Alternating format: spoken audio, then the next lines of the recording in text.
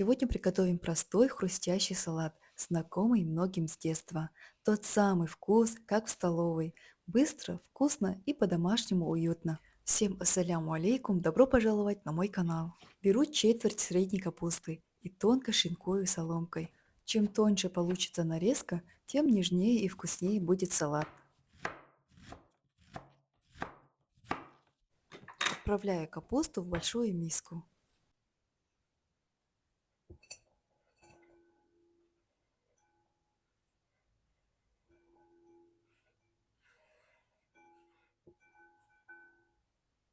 Далее беру один средний огурец и нарезаю полуслайсами.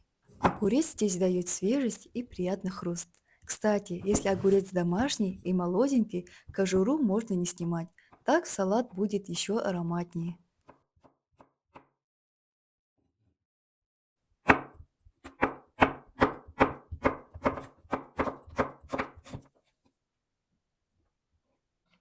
Добавляю огурец к капусте.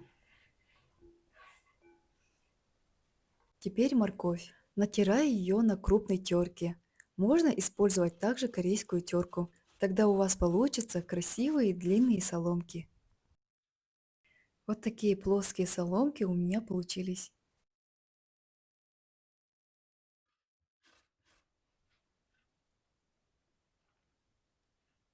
Отправляю морковь к остальным овощам. Уже выглядит очень ярко и красиво. Теперь беру чеснок, измельчаю его через чеснодавку и добавляю в салат. Чеснок здесь очень хорошо раскрывает вкус, но если не любите слишком остро, можно добавить совсем немного.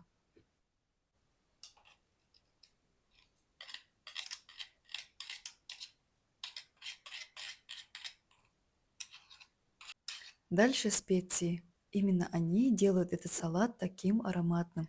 Добавляю соль по вкусу, немного красного перца и паприки для красивого цвета. Теперь кориандр. Кориандр особенно хорошо подходит к таким овощным салатам. Теперь вливаю одну чайную ложку 6% уксуса. И самый интересный момент – горячее масло. Немного разогреваю масло и аккуратно заливаю сверху на специи. Сразу появляется невероятный аромат.